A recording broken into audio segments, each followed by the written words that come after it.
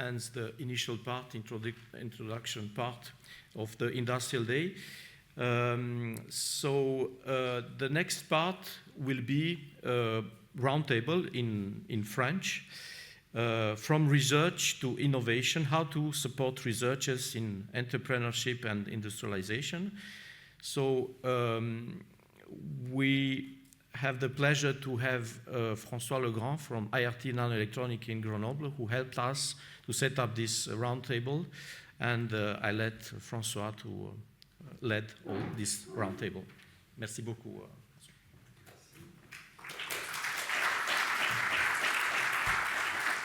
Merci de votre accueil. Donc on repasse en français. Donc je sais pas, j'ai un peu de mal à évaluer effectivement s'il n'y a pas de problème en français ou si... Non ? Ok, bon, bah, très bien.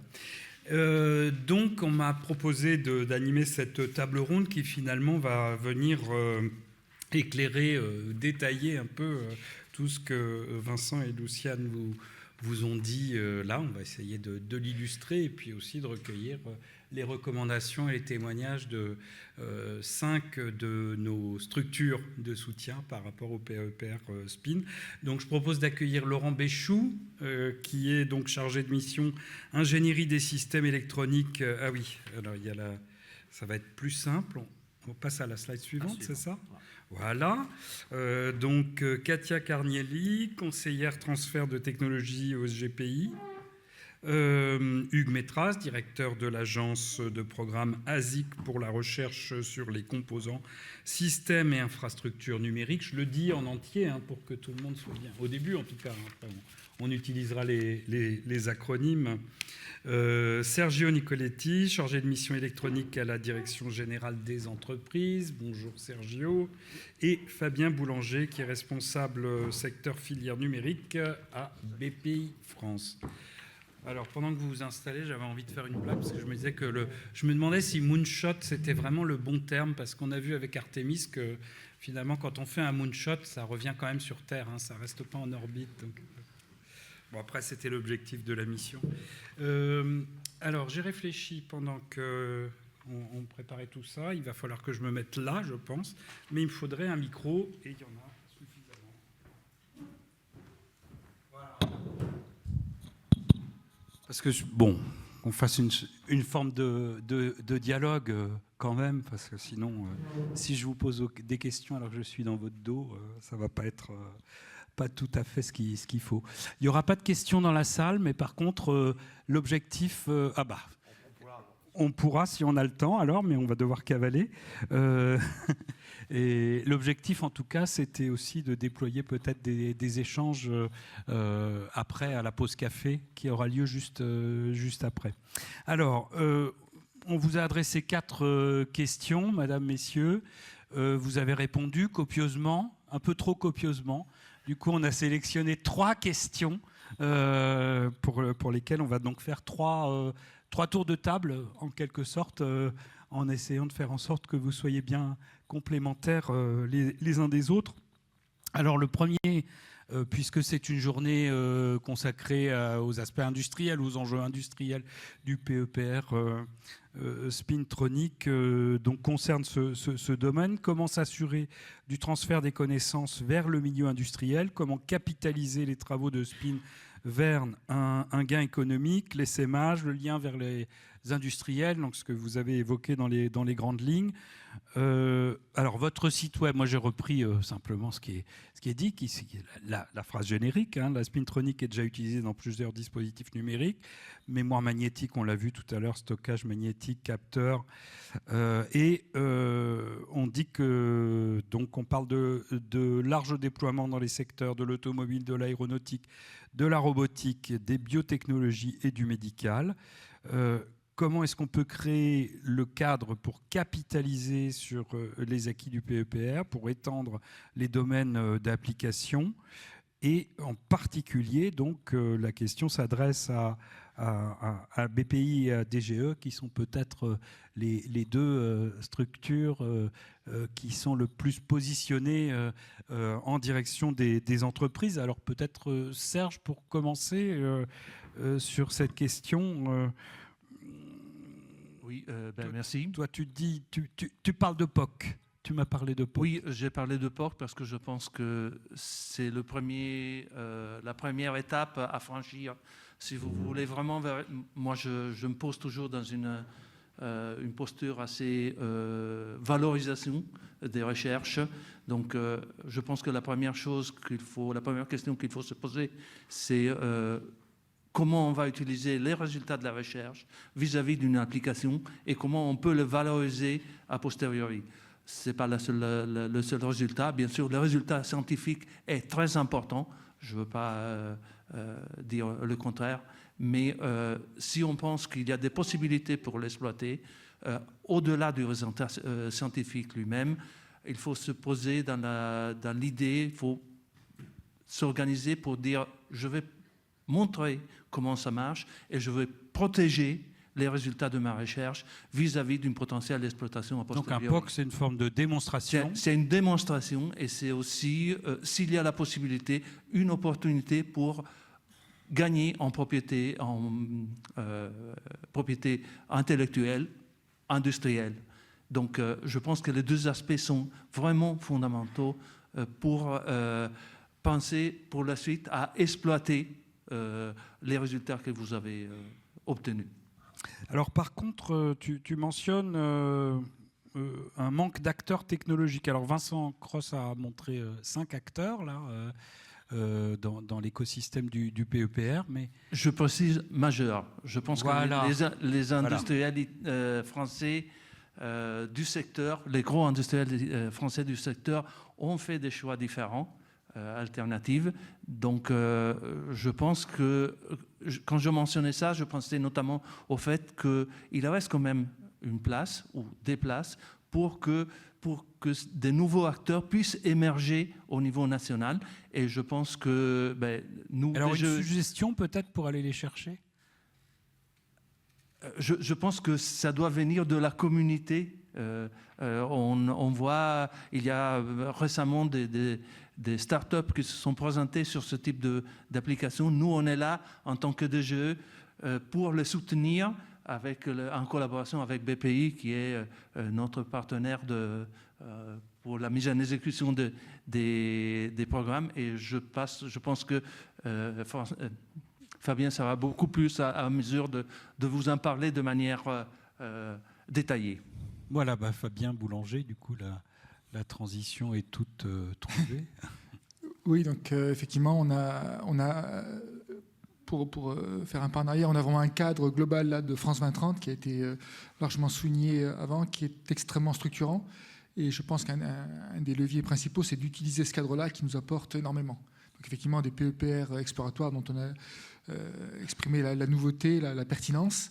Donc des PEPR moins exploratoires qui sont un peu plus aval. Mais surtout, derrière, vous avez tout le continuum d'aide qui est très structuré. Donc ça, c'est une force intéressante à utiliser et qui permet justement ce lien avec les industriels, ce qui est la principale force de ce plan-là et pour lequel BPI opère des projets. Donc c'est un cadre pour pouvoir aider des partenariats. Donc côté académique, c'est peut-être moins clair parce qu'il y a une structure d'aide qui est classique, donc on pourra en parler. Par contre, ce qu'il faut bien avoir en tête, c'est si on veut faire des POC, si on veut aller vers de la valorisation, la difficulté pour l'industriel est effectivement technologique, stratégique, y aller, mais il y a aussi le comment y aller. Et donc le cadre France 2030 a structuré les manières d'aider ces industriels-là. Et donc le France 2030 offre tout un continuum de moyens d'aide, donc plus aval que le PPR, typiquement le projet Spin Chip qu'a présenté Lucian, qui va être opéré pour la partie française dans ce cadre France 2030. Donc nous, ce qu'on apporte côté BPI, c'est les moyens de faire ça, plus spécifiquement l'expertise pour les industriels qui viennent collaborer avec typiquement les 7, je crois, ou 8 laboratoires cités partenaires de SpinChip sur lesquels on travaille actuellement pour le structurer. Et donc on apporte une expertise pour travailler sur la mise en place de la collaboration industrielle avec les académiques, comment participer à ces POC, comment participer à la structuration de la propriété intellectuelle dans la durée, comment participer au roadmap, comment s'insérer, comment collaborer avec ces roadmaps long terme qui sont différentes des stratégies et des contraintes financières des industriels, les PME typiquement.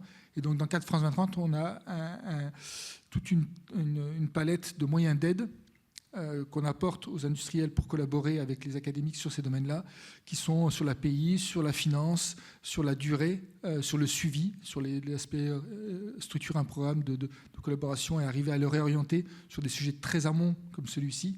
Et donc, voilà, je ne vais pas détailler toutes les aides possibles, mais on a vraiment toute la palette et profitons-en, puisque ce programme, comme l'a dit M. Bonnel, est majeur.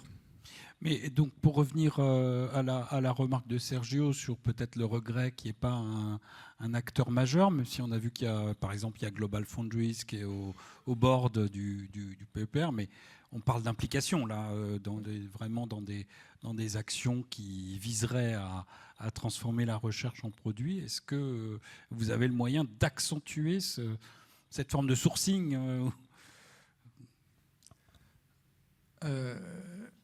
On peut accentuer, on peut accompagner, mais sur proposition, effectivement, avec des éléments différenciants. Il faut effectivement proposer quelque chose. Ça ne peut pas être sous forme d'aide pour aider à faire ça. On ne peut pas pousser, effectivement, le partenariat. On ne peut pas créer un partenariat industriel recherche. On arrive à l'accompagner, à le financer, à le soutenir. Mais donc, pour le créer, il faut effectivement des propositions d'excellence, une très grande qualité. Assumer son statut typiquement ici de PEPR exploratoire, donc explorer, mais vraiment essayer de proposer, de mettre en valeur, mettre en lumière le potentiel de ce qu'on a, même si ça n'est pas mature. Ne pas attendre d'avoir un TRL, comme ça a été cité ce matin, de 5 ou 6 ou 7 avant de s'associer avec un industriel. Et donc l'exemple de Spinchip qui est cité, donc j'ai vu que effectivement, c'était au tableau. Donc, il y a le partenaire Thales qui structure le programme, qui est project leader du programme européen. C'est ce genre d'initiative qu'il faut rechercher. Et donc, c'est ça qui permet de développer le lien avec des acteurs PME, innovants, qui prennent des risques plus ciblés, et des gros acteurs qui prennent aussi des risques, type Thales. Très bien. Pour avancer peut-être un peu sur la question de la quête d'impact, impact industriel des recherches et en particulier des productions de ce PEPR exploratoire, Katia, vous vouliez témoigner ou rapporter sur un atelier qui a été organisé avec la DGE et la DGRI. J'imagine que c'est celui qui était présenté tout à l'heure. Oui, exactement. Donc, pour rebondir sur ce qui vient d'être dit, les volets importants de la POC, de la propriété intellectuelle et ensuite des financements pour accompagner la collaboration. Ce qu'il faut voir, c'est que les études un peu théoriques montrent que pour avoir de l'impact, pour réussir une action de transfert, il faut que les gens se connaissent depuis un certain temps. C'est-à-dire que quand on apporte un résultat ou une percée scientifique directement à un acteur existant, ça peut être un peu violent.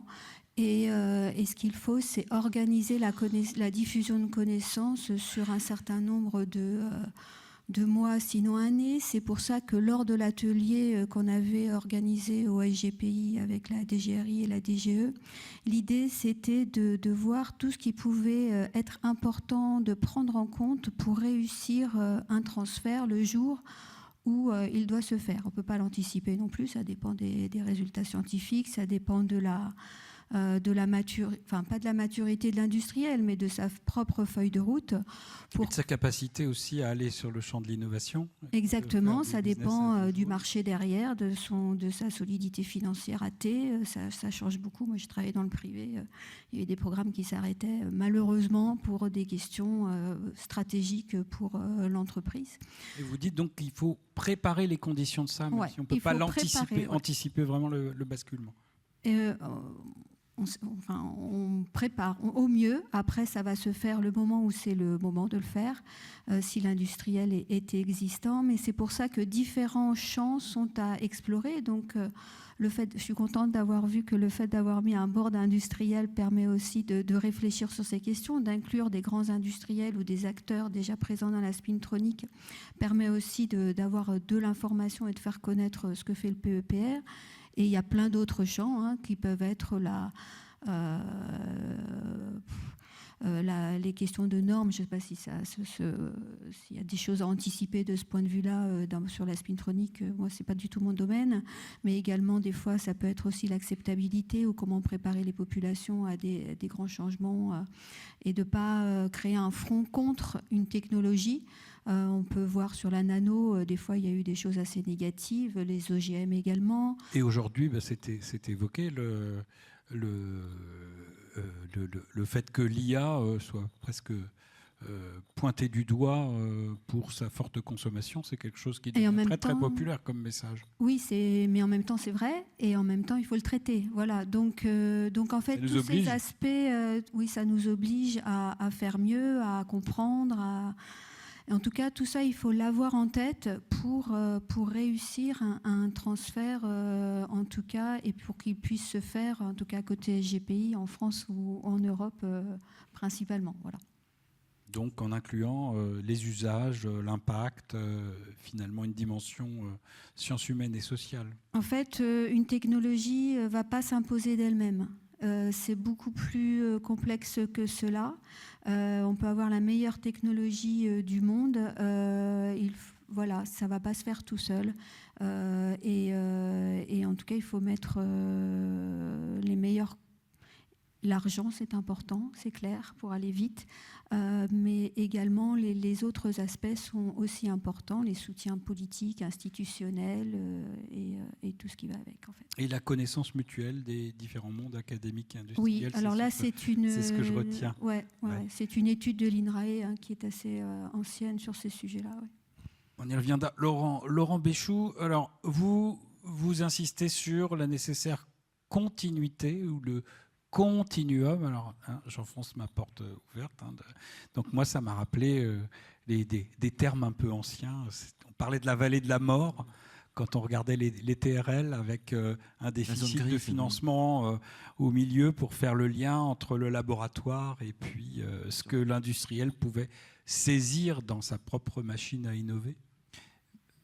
Sur des TRL de 4 à 6, oui, effectivement, ou la célèbre formule de la vallée de la mort.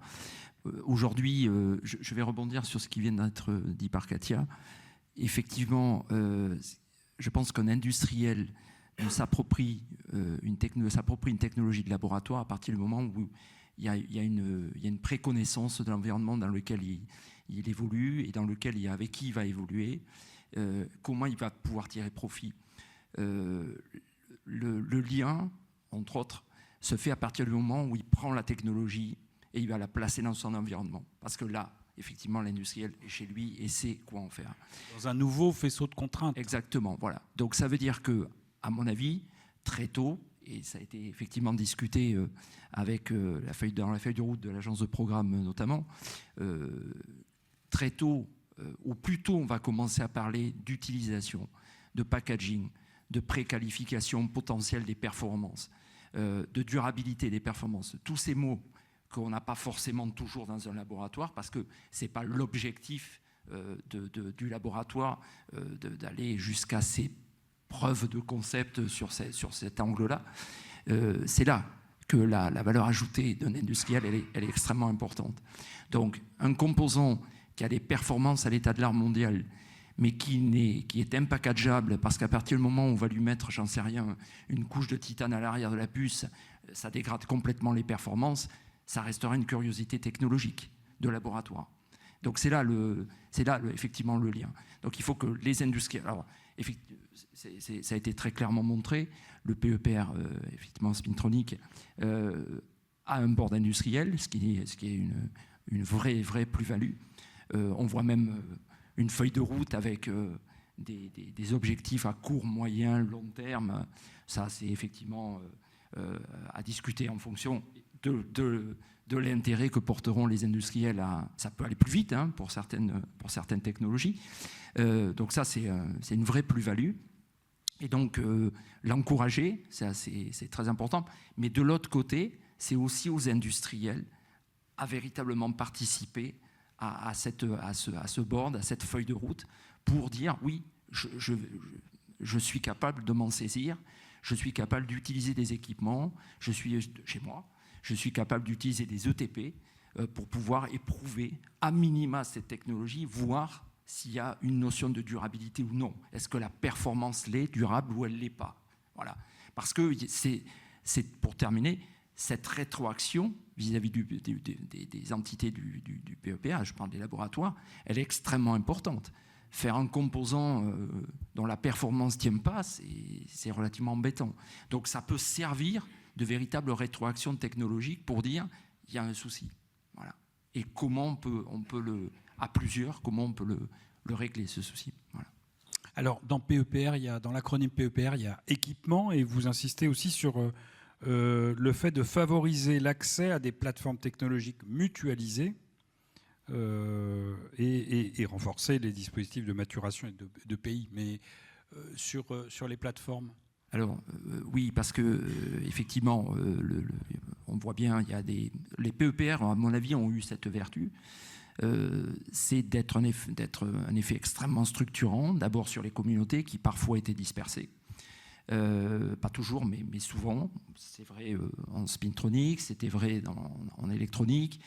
Il y a beaucoup d'entités, beaucoup de laboratoires, beaucoup d'équipes en France qui travaillent sur ces secteurs-là, mais qui manquaient de gouvernance, qui manquaient de structuration. Donc les PEPR ont permis cet effet structurant, aussi bien sur les PEPR d'accélération, en lien avec une stratégie, que PEPR exploratoire, effectivement.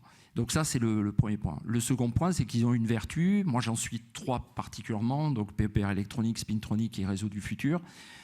Ils ont effectivement, tous les 3, une vocation à promouvoir, à avoir un effet structurant. C'est sur des équipements qui sont mutualisés. Ça peut être les centrales Renatec pour le PEPR électronique, mais pas que. Ça peut être effectivement autour des centrales qui ont été montrées pour la spintronique. Ça peut être un effet avec une volonté d'avoir la même chose sur le PEPR réseau du futur, avec des plateformes mutualisées de caractérisation, puisque là on s'adresse aux composants et aux réseaux. Donc voilà, donc ça c'est à encourager. Alors, ce n'est pas des équipements qu'on prend en main facilement. Là, on ne parle pas juste de dire on fait un calendrier pour se partager le temps en arbitrant un peu sur les sujets qui sont traités. Non, il faut mobiliser des ressources, effectivement, pour faire fonctionner ces plateformes. Il faut mobiliser, mutualiser les ressources aussi. Et atteindre des résultats scientifiques. Oui, et être capable aussi d'avoir peut-être une répartition structurée au niveau national en fonction des compétences qui sont sur les différents sites, de ne pas vouloir tout faire sur un seul site, mais d'avoir la capacité à le faire au niveau national, à l'échelle nationale. Des investissements équilibrés, finalement. On pourrait parler de ça, voilà, effectivement. Ça, c'est une volonté. Renatec est structuré en filière, voilà, en filière matériaux. Donc, si on veut faire du GAP, on le fait à un endroit, on évite de le faire à un deuxième endroit parce que les équipements sont extrêmement coûteux, voilà, et pas forcément agiles. Voilà, donc Et dans cette gouvernance, dans cette coordination, si on reprend un petit peu de recul, vous évoquez aussi les agences de programme. Oui, donc les agences de programme sont... Je vais laisser la parole à Hugues là-dessus.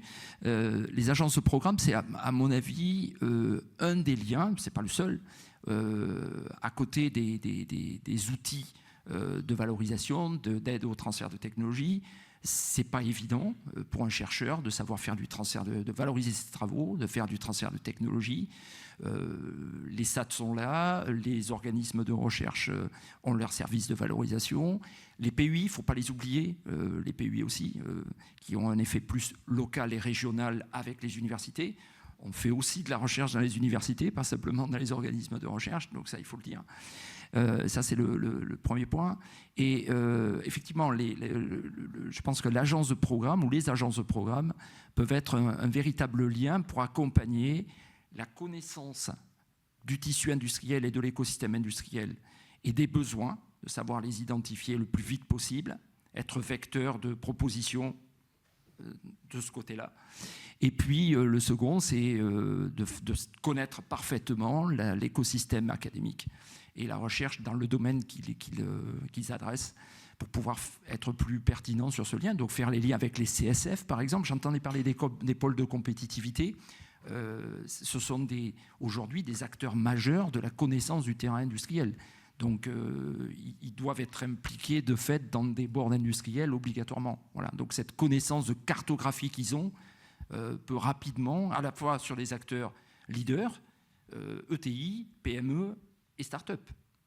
Alors, cartographie, c'est exactement le mot-clé qui m'était venu à l'esprit quand j'ai lu ce qu'avait proposé Hugues quand on préparait cette table ronde. Donc, justement, peut-être quelques mots là-dessus dans le cadre de l'agence ASIC et de sa stratégie pour, quelque part, inciter les industriels à rentrer sur ce terrain pour lequel on voit qu'il y a beaucoup d'efforts du côté académique pour aller vers des TRL plus hauts, des propositions plus complètes, etc. Mais dans l'autre sens. Ouais, merci François. Ça fait le lien avec deux des missions des agences en fait. La première mission, c'est d'animer les communautés scientifiques de manière à se doter d'une cartographie, d'une vision de l'état des lieux, de l'état de l'art, de la position finalement aussi vis-à-vis de la concurrence internationale. Donc ça veut dire un travail d'animation avec les communautés scientifiques. Puis après, l'autre enjeu, c'est justement le lien avec les applications futures potentielles, les liens en termes d'enjeux économiques, de souveraineté. Pour rebondir sur ce que disait en particulier Katia, et après 8 mois à l'agence, le sentiment que j'ai, c'est qu'en particulier dans des domaines comme la spintronique, qui sont des domaines extrêmement complexes d'un point de vue scientifique, le continuum dont on parle, il passe par le fait que la collaboration doit se faire entre des experts. Et donc ça veut dire qu'on a besoin d'experts dans l'industrie en fait. Et donc l'analyse que je fais moi, c'est que souvent on raisonne sur des transferts de technologie à court, moyen terme. Et là peut-être on est sur des temps longs. C'est-à-dire qu'en fait il faut qu'on arrive à mobiliser dans le monde industriel des gens qui sont dans des directions scientifiques, ce qu'on appelle aussi des fellows, des gens qui sont autorisés à penser sur le long terme pour construire des visions, même si le chemin de valorisation, le chemin d'industrialisation n'est pas encore trop connu. Donc ça, je pense que c'est un enjeu vraiment important.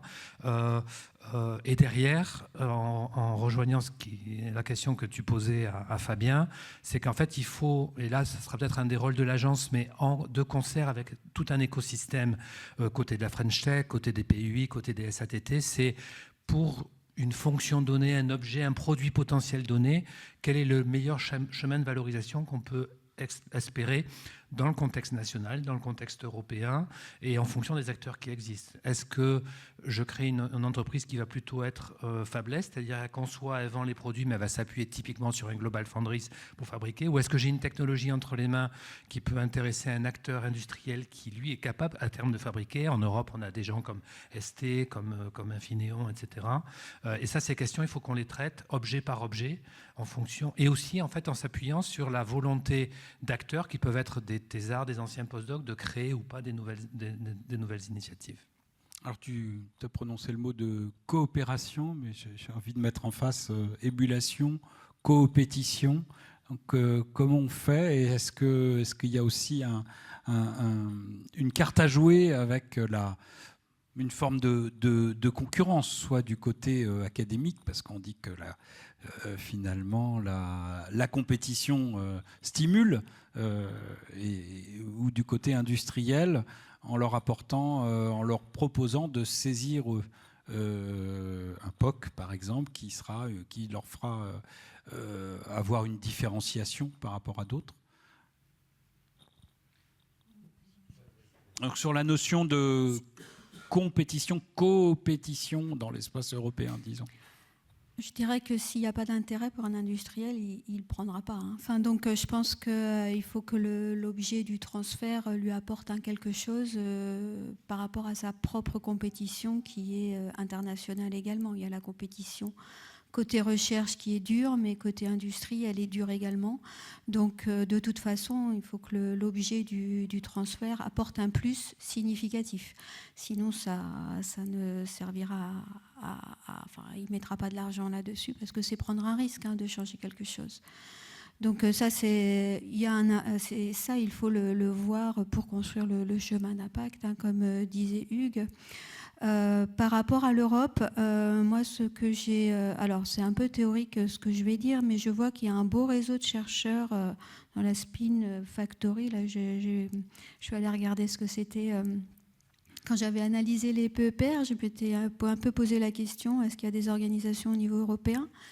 Donc je vois qu'au niveau des laboratoires européens, ils sont tous en lien, donc il y en a énormément. Côté industrie, il y a quand même quelques industries qui sont référencées dans quelques pays. Sur le volet de la spintronique, je trouve que c'est une base extraordinaire pour justement porter des projets côté européen. Je dirais que le rêve ultime que j'aurais, moi, c'est que côté agence de programme notamment... Ben voilà, c'est ça qu'il faut nous dire, c'est ça qu'on attend dans une table ronde. Le rêve ultime, ce serait qu'il y ait une analyse vraiment de tous les apports qui sont faits au niveau recherche académique à l'Europe, là, dans tous les laboratoires qu'on peut voir référencés dans ce réseau, qu'on identifie, là, il y a une vraie valeur ajoutée sur les différents pays, et qu'on arrive à construire peut-être un acteur de taille européenne directement, en ayant, au lieu d'avoir des petites spin-offs à droite à gauche, qu'on arrive à faire du regroupement pour faire un acteur qui soit fort à l'Europe. Donc c'est le mythe de l'Airbus thématique qu'on Oui, mais construit à l'origine. domaines. Airbus, ça a été construit a posteriori. Là, je ne sais pas si European by Design, ce serait quelque chose d'extraordinaire. Alors voilà, mais c'est une utopie. Et est-ce qu'on peut s'en donner les moyens ? Alors, sans donner les moyens, et je pense dirais, que... ça fait un peu le lien avec ce que vous m'avez soumis. Oui. Peut-être vous vouliez parler du rapport Draghi. Alors, le rapport Draghi, justement, il est très intéressant. Je pense que plein de gens l'ont lu. Mario Draghi a refait un discours récemment puisqu'il a reçu une récompense. Et dans ce qu'il disait, c'était que... voilà, Alors, il faut quand même préciser pour tout le monde, ou rappeler que c'est donc un rapport remis par Mario Draghi sur le futur de la compétitivité de l'Europe. Donc ce rapport date de 2024. Oui, c'est un rapport de 2024, donc c'est quelqu'un qui croit beaucoup à l'Europe. C'est la première hypothèse quand même quand on parle de Mario Draghi, c'est l'Europe l'Europe a sa place à jouer. Il est intéressant de lire son dernier discours parce qu'il parle du fait que le monde change aujourd'hui et que l'Europe aussi doit changer. Donc c'est assez intéressant de voir que son discours se met à jour avec toutes les grandes questions géopolitiques actuelles. Et notamment, ce qu'il préconise, c'est que des pays fassent des alliances entre eux pour ensuite aller à l'Europe. Parce que penser les choses collectivement en amont pour ensuite... Pour proposer des stratégies. Par exemple, pour être plus fort à l'Europe, ça permet à chacun de penser à l'impact qu'il peut avoir dans son pays.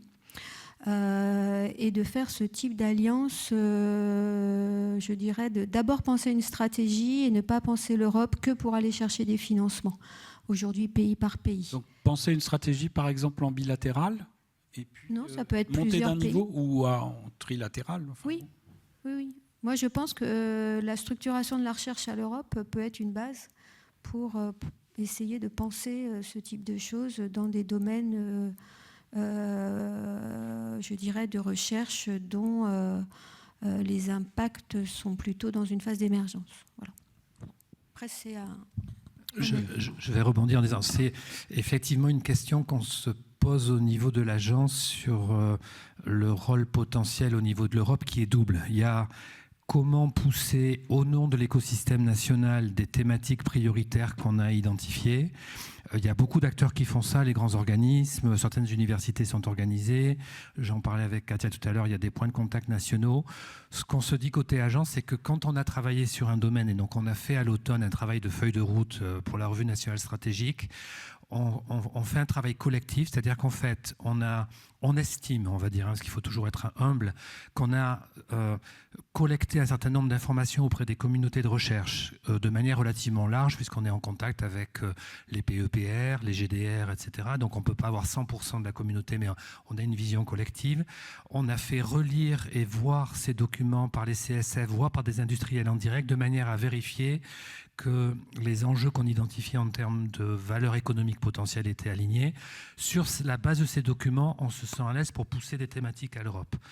L'autre enjeu qui vient avec les cartographies, l'analyse bibliographique, Mais à mon avis, elle ne peut pas se faire sans les communautés scientifiques. C'est-à-dire on ne peut pas décider que 2 pays, la France, l'Espagne et l'Allemagne, vont du jour au lendemain décider de pousser un sujet.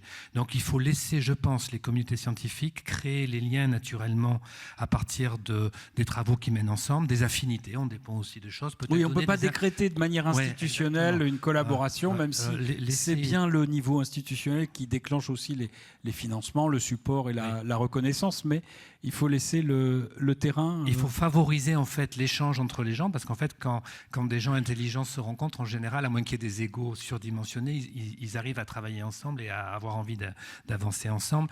Je citais l'exemple la semaine dernière lors d'une table ronde de Pascal Sénénard qui racontait récemment la manière dont Candela a été créée. Chercheuse de Paris-Saclay. Oui, du CNRS, du C2N, je crois, dans le domaine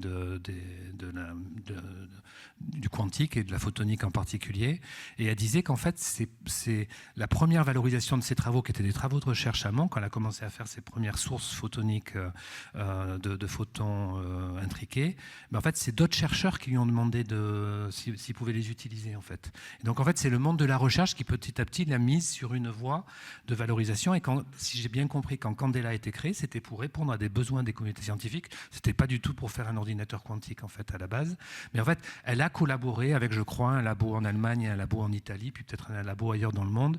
Et donc, ce travail de coopération scientifique, c'est une manière, je pense, à l'échelle européenne, de créer des initiatives sur lesquelles on pourra s'appuyer pour travailler de manière transnationale, en fait. Voilà. Puis je vais revenir sur le E de PEPR ou les équipements, parce qu'en fait, en préparant la table ronde, sur la question de l'Europe, aussi bien Sergio, Fabien que Laurent, vous avez évoqué les lignes pilotes. Alors peut-être il faut rappeler ce que c'est et puis dire aussi en quoi ça a du sens par rapport à une stratégie européenne. Alors les lignes pilotes, effectivement, mais Sergio en complétera. Les lignes pilotes, c'est donc dans une dimension essentiellement européenne, qui accompagne. Alors c'est peut-être un peu la problématique de ces lignes pilotes, c'est extrêmement gouverné par des RTO, qu'on appelle, donc le CEA en particulier, l'ETI avec la ligne pilote FAMES, mais il y en a d'autres. Il y en a d'autres en Europe, oui. Oui. Et qui ont été organisés de façon complémentaire. Tout à fait, voilà, tout à fait. Sur le One Gap, sur les grands gaps, sur la photonique, etc. Là où peut-être effectivement il faut travailler, c'est l'implication des académiques au sein de ces lignes pilotes. Les académiques ne sont pas forcément organisés en termes aussi bien de compétences humaines que de gestion financière, je parle, pour entrer dans des programmes qui sont des programmes très volumineux, très lourds, sur des timings qui sont assez resserrés finalement, c'est quelques années, c'est pas quelques mois, mais c'est quelques années, c'est pas sur 10 ans, avec une volonté quand même de résultats et pas simplement de mise en forme de moyens. Donc il y a des résultats à produire avec un prisme très très européen. Donc ça, je pense que c'est quelque chose qu'il faut absolument améliorer dans l'avenir. L'implication des académiques, oui, tout à fait, voilà. Qui doivent parfois accepter de jouer le petit pousset face à un mastodonte comme le CEA, l'IMEC. Oui, mais qui peut être un tremplin, qui peut être un véritable tremplin pour aller exponentialiser. Voilà, un levier extrêmement important. Pour aller exponentialiser. Un composant qui reste effectivement encore à l'échelle d'un laboratoire, qui est très loin de la POC comme on parlait tout à l'heure. Voilà. Et donc je pense que là, ce travail-là peut se faire avec une dimension européenne et pourquoi pas à ce niveau de voir comment on peut être capable de porter ces académiques vers ces lignes pilotes. Voilà, favoriser ça. Alors Fabien challenge aussi les lignes pilotes en disant bon bah ça y est, enfin moi je me fie aux notes après elles sont là maintenant, il s'agit de les utiliser pour des projets de R&D. Allez-y les gars. Oui, ça je pourrais compléter. Alors, je ne suis pas trop dans mon rôle, mais je me le permets quand même. Effectivement, je pense que c'est cette dimension d'arriver à penser européen, donc sans pouvoir imposer les choses. On peut pas aller franco-espagnol pousser l'orientation européenne. C'est pas la bonne démarche. Par contre, on a un outil ici, de la même manière qu'on a parlé des réseaux Renatec, des structurations d'outils qu'on a fait en national, avec la pertinence d'avoir fait ça. On a structuré en Europe des lignes pilotes. Et le point important que je trouve à souligner en complément de ça, c'est effectivement qu'elle ne soit pas que RTO, mais plus large, effectivement académique, y aller. Mais il y a aussi l'autre volet, c'est que ça apporte une grande force. Ces lignes pilotes maintenant sont en train de se structurer, de se mettre en place. Mais leur essence même, c'est maintenant de pouvoir structurer des projets pour les utiliser. Et effectivement, du côté académique, mais surtout aussi du côté industriel. On parle de comment aller vers l'industrialisation. Et ces lignes pilotes-là sont un outil nouveau et donc porteur de beaucoup d'espoir, puisqu'ils ont une dimension européenne intrinsèque. Donc, c'est pas une ligne pilote CEA, c'est une ligne européenne avec une partie opérée CEA, par exemple. Tel ou tel. Voilà, donc il y a des localisations partout en Europe sur des centres de force. Et maintenant, l'enjeu, c'est de pouvoir utiliser ces lignes pilotes-là pour faire des projets de développement, pour faire des POC, pour faire des innovations. Et ça reste assez ouvert à utiliser. Donc, ce qu'on pourrait vraiment promouvoir, c'est de vraiment réfléchir à l'utiliser, puisque c'est un outil qui est intéressant pour les industriels qui ont une difficulté à aller dialoguer directement avec un laboratoire qui est en TRL 1 ou 2, mais pour lequel ce sera plus facile de travailler avec une ligne pilote qui est justement structurée pour pouvoir dialoguer plus facilement avec les notamment. Et donc, ce que je voulais dire, c'est que ces lignes pilotes-là sont à utiliser, par exemple, pour la spintronique. C'est-à-dire que ça n'est pas une ligne pilote pour faire du wideband gap pour de l'électronique de puissance, c'est une ligne pilote qui peut aussi proposer des choses. Donc je pense que l'intérêt, ça serait de l'utiliser parce qu'elles sont compréhensibles par les industriels. On peut faire des choses avec eux ensemble sur ces lignes pilotes-là et utiliser toute l'expertise technologique de toute l'Europe. Ah voilà, ce sont des endroits où voilà. on peut se retrouver, quoi. Voilà, et où on peut utiliser des moyens technologiques qui sont très, très proches de ceux au niveau de l'état de l'art sur toute l'Europe, ce qui est assez nouveau, je dois dire. Et Sergio évoquait aussi la possibilité de faire des multi-project wafer sur ces pilotes. Oui, je pense que c'est un point très important. J'ai eu la chance, avant d'arriver à la DGE, de travailler à la construction du projet FAMES, qui est focalisé sur le Serraleti. Malheureusement, par construction, les lignes pilotes ne prévoyaient pas ni la participation des industriels, ni la participation des académiques. Ça a été un choix fait par la communauté européenne, donc malheureusement, on a dû s'adapter. Cependant, le mécanisme même de la ligne pilote prévoit une ouverture vers l'extérieur sous la forme de mise à disposition de possibilités d'accès technologique. Ça se fait pour les industriels sur des grands projets structurants pour développer de nouvelles technologies. Je parle de FAMES parce que je connais mieux, notamment, par exemple, l'écosystème FD SOI à des tailles autour de 10 nanomètres, mais aussi via la possibilité d'accéder à des projets de project wafer, c'est-à-dire des runs de fabrication partagés où chacun peut mettre ses propres dispositifs et à la limite peut imaginer de faire du post-processing, de faire du Fab Light et venir compléter sur un socle technologique CMOS identifié son propre dispositif et faire le POC via ce type d'action. Les différentes lignes pilotes se structurent. Je suis encore dans le réseau, donc je vois pas mal de mails passer sur ce sujet. Donc, si vous êtes intéressé, je pense qu'il y a la possibilité pour accéder à ce type d'outils très intéressants parce que ça permet de faire des valorisations qui aujourd'hui ne sont pas disponibles ailleurs. Oui. Juste un commentaire très rapide pour souligner qu'il ne faut pas oublier le couplage entre plateforme de recherche et plateforme technologique ou ligne pilote, c'est-à-dire que dans le domaine des matériaux, dans le domaine des fonctions élémentaires, on est sur des temps longs. On parle d'accélération de la recherche, donc c'est vrai qu'on parle de plus en plus d'utiliser l'intelligence artificielle pour accélérer certains processus de développement de matériaux, mais je pense qu'il ne faut quand même pas oublier que la plupart des innovations qui s'appuient sur des matériaux s'appuient sur des choses qui ont été inventées il y a 5, 10, 15, 20 ans. Je mentionne souvent l'exemple, quand je suis parti aux États-Unis, mon premier contact était HPE. En 2011, ils cherchaient à faire des liens photoniques haut débit. Ils avaient construit cette vision dès 2000, c'est-à-dire avec aujourd'hui 30 ans d'avance, puisque ces liens photoniques qu'ils imaginaient depuis 2000, qu'ils avaient commencé à implémenter de manière recherche fondamentale en 2011, ils vont arriver sur le marché en 2030. C'est-à-dire qu'ils avaient 20 voire 30 ans d'avance. Et donc en fait, il y a eu tout un processus au parallèle qui fait que la photonique a progressé dans le temps.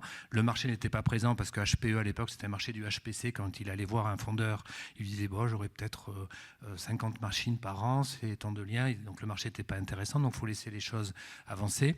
Donc je pense que pour terminer, c'est ce couplage entre recherche long terme et donc les outils de recherche, on parlait de Renatech, et l'investissement dans des outils qui permettent de travailler dans les temps longs, et le couplage avec ensuite des objets qui permettent d'accélérer, de passer à l'échelle, de se rapprocher des enjeux industriels. Une fois qu'on a identifié une voie... En fait, il faut penser ce continuum dans son ensemble. En fait. Voilà le point important du point de vue de l'agence, à mon avis.